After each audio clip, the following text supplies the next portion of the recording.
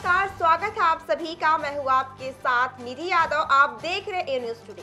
वक्त हो चुका है छत्तीसगढ़ बुलेटिन का। आइए रुक करते हैं बुलेटिन को, जहां कुसमी बलरामपुर से संवाददाता चंद्रदीप यादव की खबर। हर वर्ष की तरह इस वर्ष भी आदिवासी विकास खंड कुसमी के ईसाई समुदाय द्वारा आदर्श आचार संहिता का पालन करते हुए शांतिपूर्वक ख्रीस्त राजा पर्व मनाते हुए रैली निकाली गई। रैली संत अन्ना स्कूल होते हुए बालक यीशु चर्च में प्रार्थना सभा के रूप में समाप्त हुई। रैली में संत अन्ना की धर्म बहनों सहित समुदाय के सभी लोग शामिल हुए। साथ ही सभी ने समाज को शांति, दया, प्रेम का संदेश दिया। हर साल की तरह इस साल भी आचार संहिता को ध्यान में रखते हुए समुदाय ने शांति पूर्वक किसी प्रकार का कोई शोरगुल न करते हुए समाज को शांति का संदेश दिया। आपको बता दें कि धार्मिक कैलेंडर के अनुसार साल के अंतिम दिन यानी 34वें रविवार को ख्रीस्त राजा पर्व पूरे विश्व में मनाया जाता है। इसके बाद नया कैलेंडर वर्ष शुरू हो जाता है। धर्म से भटके हुए लोगों में ईश्वर के प्रति श्रद्धा विश्वास बढ़ाने के लिए पोप पाइस 11 ने रोम में ख्रीस्त राजा पर्व की शुरुआत की थी। कार्यक्रम में समाज के प्रमुख फादर सहदेव, निर्मल खाखा, कमीरा तिग्गा, श्री मती अंजू, प्रेमलाल, दीपक बड़ा, अश्विन खेर सहित तमाम लोग मौजूद रहे। लडुआ गांव के रहने वाले रामधनी अपने परिवार के सदस्यों के साथ अपने खलिहान में धान की कटी हुई फसल की रखवाली करने के लिए सो रहे थे। उसी वक्त कौड़ू माकड़ क्षेत्र से होते हुए एक दंतेल हाथी अचानक आज सुबह करीब 4 बजे पहुंचा और किसान रामधनी को रौंदते हुए आगे की ओर बढ़ गया, जिसके तुरंत बाद मौके पर ही किसान रामधनी की मौत हो गई। फिलहाल वन विभाग की टीम अब आगे की कार्रवाई में जुट चुकी है और हाथी के लोकेशन पर विभाग ने नजर भी बनाया हुआ है। हाथी जो दंतैल हाथी है वो ग्राम कौड़ू से होते हुए सिलफिली पार होकर के लडुआ के करमपाट से होते हुए लाल डेरा पहुँचने से पहले ग्रामीण किसान जो खलिहान में अपनी धान की पहरा कर रहे थे वहाँ पर अचानक पहुंचकर हमला कर दिया और उसकी मौके पर मौत हो गई। और जिसका जायज़ा लेते हुए हम लोग को सुबह भोर में पता चला तो हम लोग मौके पर पहुंच करके उसका पंचनामा रिपोर्ट वगैरह तैयार करके विभाग को सूचना दिए। छत्तीसगढ़ सरकार मूलभूत सुविधाओं के लिए सालाना हजारों लाखों करोड़ रुपए खर्च करती ताकि हर ग्रामीण मूलभूत सुविधाओं से वंचित न रहे। छत्तीसगढ़ सरकार व जिला प्रशासन विकास के लाख दावे कर ले, लेकिन वह दावे धरातल तक दूर दूर तक कहीं नजर नहीं आते। आपको बता दें कि बलरामपुर जिले के जनपद पंचायत वाड्रफ नगर की ग्राम पंचायत कर्री का यह पूरा मामला है, जहाँ आजादी के 76 साल बाद भी ग्रामीण नदी का पानी पीने के लिए मजबूर है। जब इसके बारे में वहां के ग्रामीणों से बातचीत की गई तो उन्होंने बताया कि नदी का पानी पीने से हम लोग बीमार हो जाते हैं और कई प्रकार की बीमारियां भी बच्चों को हो जाती हैं। पानी की समस्या के बारे में हमने पंचायत के सरपंच, सचिव, जिम्मेदार प्रतिनिधि, अधिकारियों को भी इसकी जानकारी दी है और ग्राम सभा में भी इस समस्या को रखे थे। इसके बाद भी हमें शुद्ध पेयजल नसीब नहीं हो पाया। वहीं जब इसके बारे में वाड्रफ नगर के सीईओ, मुख्य कार्यपालन अधिकारी से बात की गई तो उन्होंने बताया कि इसके बारे में बाइट नहीं दे सकते, हम पता करवाते हैं, वहां जाकर देखेंगे, इसके बाद ही मीडिया के सवालों का जवाब देंगे। इससे साफ जाहिर होता है कि जिम्मेदार अधिकारी की लापरवाही से सरकार की योजनाएं जमीन स्तर तक नहीं पहुंच पा रही। बांदे थाना के कृषक नगर में एक युवक द्वारा शादी से इंकार करने पर नाबालिग युवती ने आत्महत्या कर लिया। दरअसल युवक ने स्कूल जाते समय रास्ते से नाबालिग को अपने साथ ले लिया था। कुछ देर अपने साथ रखा, इसके बाद उसने शादी से साफ इंकार कर दिया, जिससे आहत होकर युवती ने जहर खा लिया, जिससे युवती की मौके पर ही मौत हो गई। वहीं पुलिस ने आरोपी तथा आरोपी के सहयोगी को गिरफ्तार कर लिया है। मामले की जाँच की जा रही है। खौफ का पर्याय बने तेंदुआ को पकड़ने के लिए आखिरकार वन विभाग ने पिंजरा लगा लिया। करीब 1 सप्ताह से तेंदुआ की गतिविधि गरियाबंद रावण भाटा के आसपास के जंगल में देखी जा रही थी। अब यह मुख्य नगर में पहुंच गया, जिससे नगर वासियों में भय पसरा हुआ है। तेंदुआ की दहशत से लोग सहमे हुए। 3 दिन पहले तेंदुआ का सीसीटीवी वीडियो वायरल होने के बाद वन विभाग ने पिंजरा के लिए अनुमति मांगी थी। शुक्रवार के दिन गरियाबंद में बाजार का दिन होता है, जिसके चलते नगर में काफी भीड़ रहती है।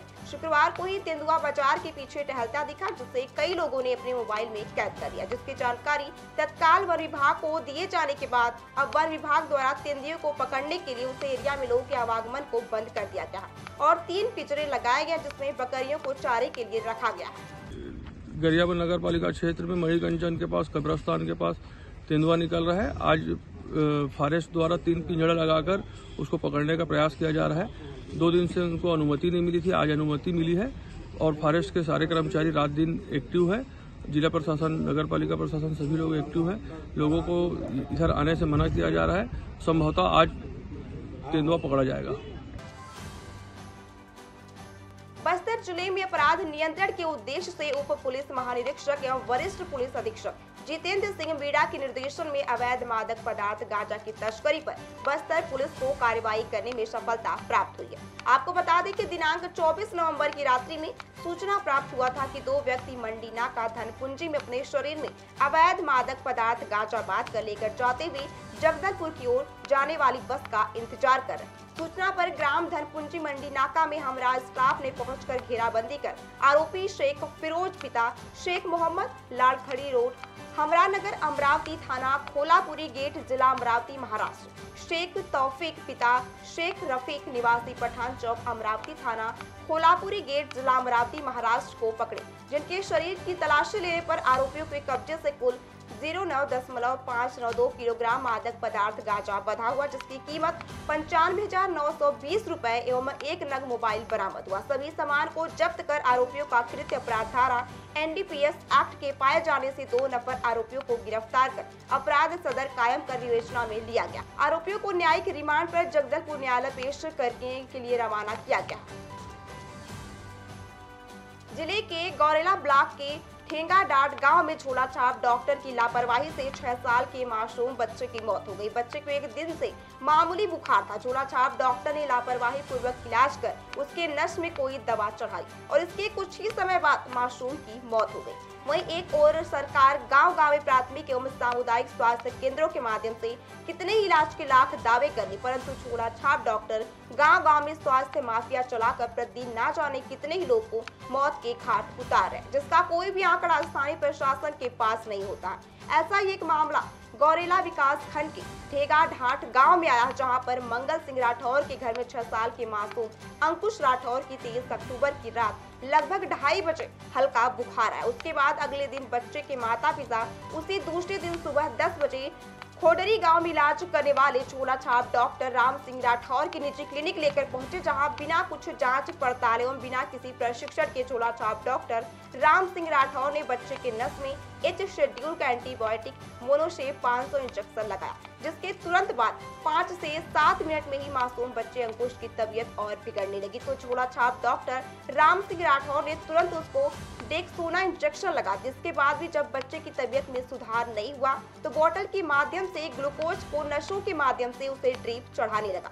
शरीर ठंडा पड़ने लगा और जब बच्चा शांत हो गया तो झोला छाप डॉक्टर राम सिंह राठौर ने बच्चे और उसके परिवार के लोगों को लेकर सामुदायिक स्वास्थ्य केंद्र गौरेला में शिशु रोग विशेषज्ञ चिकित्सक के पास स्वयं लेकर पहुंचा, जहां पर शिशु रोग विशेषज्ञ चिकित्सक ने बच्चे को मृत बताते हुए ले जाने को कहा और झोला छाप डॉक्टर वापस मृत मासूम बच्चे के शव को वापस पीड़ित माता पिता के घर लाकर छोड़ दिया और कहने लगा कि इसकी कहीं भी शिकायत करोगी तो पोस्टमार्टम कराना पड़ेगा।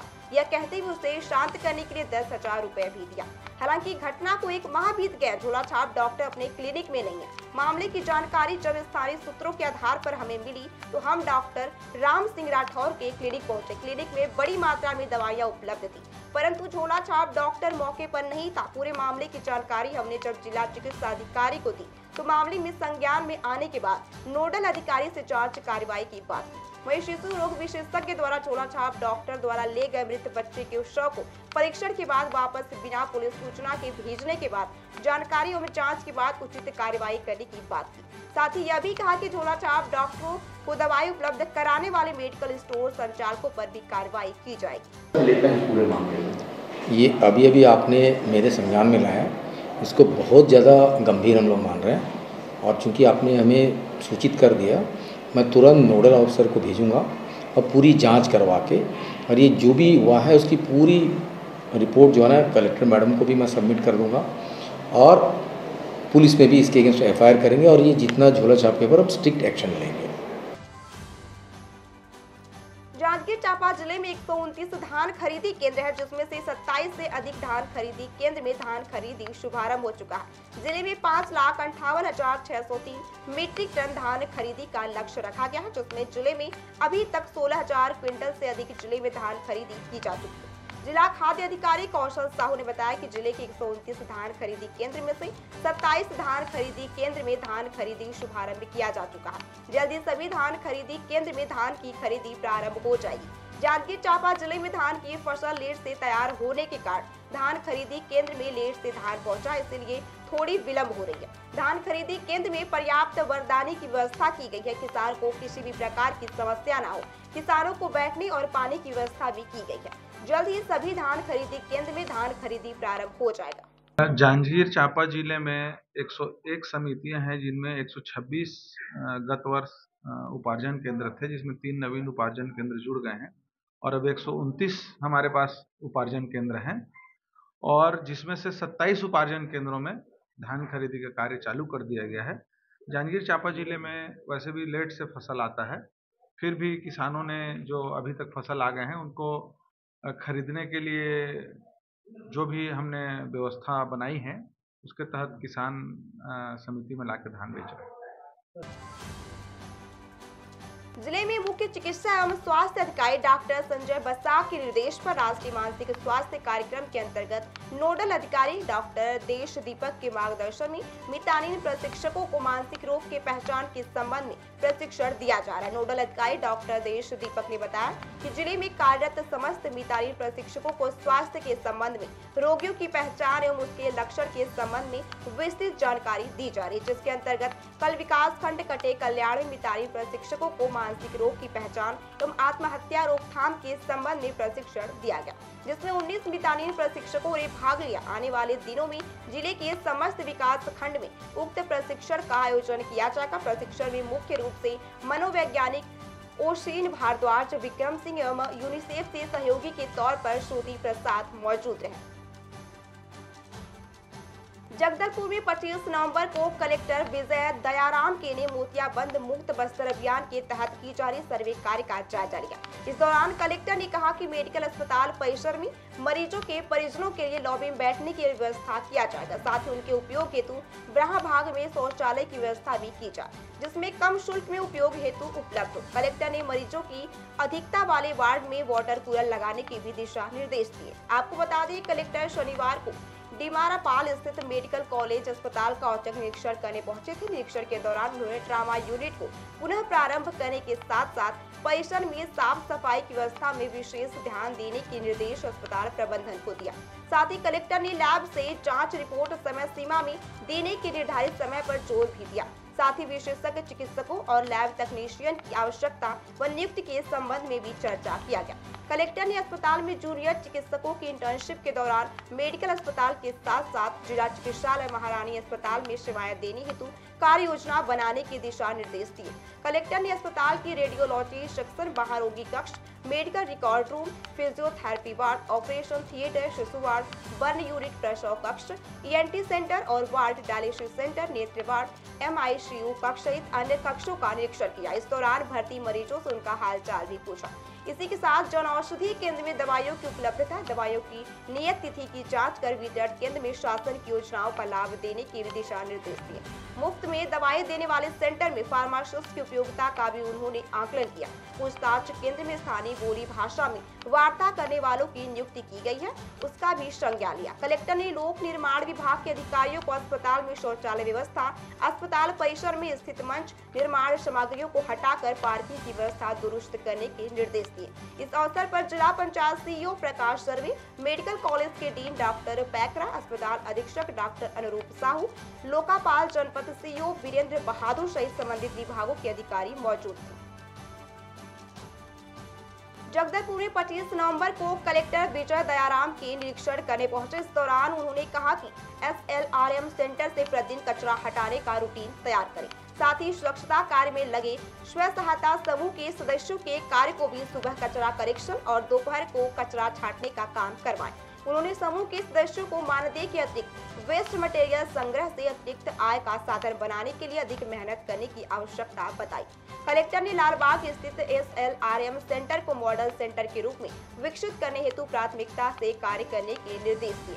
कलेक्टर ने शनिवार की सुबह सप्ताह भर के लिए संचालित विशेष सफाई अभियान के पहले दिन भर में संचालित सभी SLRM बाबू सेमरा में स्थित MRF सेंटर और चांदनी चौक में नाला की सफाई व्यवस्था का निरीक्षण किया। इस दौरान कलेक्टर ने वेस्ट मटेरियल के संग्रह विक्रय की स्थिति का भी संज्ञान लिया और महिला समूहों के सदस्यों को कचरा प्रबंधन कार्य को शिद्दत से करने के दिशा निर्देश दिए। कलेक्टर ने सभी SLRM सेंटर से सूखा कचरा, सिंगल उपयोग प्लास्टिक, थर्माकोल, शू मटेरियल, टायर आदि को गाड़ियों के माध्यम से उठा करके MRF सेंटर भिजवाने के दिशा निर्देश दिए। उन्होंने सभी सेंटरों से रूटीन में वाहनों से सामग्रियों का उठाव करवाने के लिए संबंधितों को निर्देश दिए। इसके अलावा गीला कचरा को वर्मी कंपोस्ट खाद बनाने और गोबर की खाद से बने खाद को डोंगा घाट में भिजवाने के निर्देश दिए। साथ ही सभी सेंटरों में वेस्ट मटेरियल की तय दर सूची प्रदर्शित करने को कहा। धर्मपुरा स्थित सेंटर के पास स्थित बिना उपयोग के भवनों का भी उपयोग करने के संबंध में भी चर्चा किया। कलेक्टर ने चांदनी चौक के पास नाली में जल भराव की स्थिति के निराकरण हेतु सर्वे करवाने के निर्देश दिए। उन्होंने कहा कि जिन जगहों में सफाई की जा रही वहां से तत्काल कचरा को उठाव भी किया जाए। बोध घाट सेंटर में बने वर्मी खाद को उठाव करवाने को कहा गया। साथ ही समूह की सदस्यों को बेलिंग मशीन का अधिक उपयोग कर अधिक राजस्व अर्जित करने की भी सलाह दी गई। साथ ही MRF सेंटर का शहरी सेंटर के रूप में संचालित करने पर भी चर्चा किया गया। कलेक्टर ने बाबू सेमरा के MRF सेंटर में महिलाओं के साथ नवयुवकों को भी कचरा प्रबंधन में जोड़ने के निर्देश दिए। कलेक्टर ने सफाई व्यवस्था में लापरवाही के लिए एक सफाई निरीक्षक को नोटिस देने के भी निर्देश दिए। इस अवसर पर जिला पंचायत CEO प्रकाश सर्वी, नगर निगम आयुक्त हरीश मंडावी सहित संबंधित अधिकारी भी मौजूद रहे। फिलहाल इस बुलेटिन में बस इतना ही। देखते रहिए A News Today।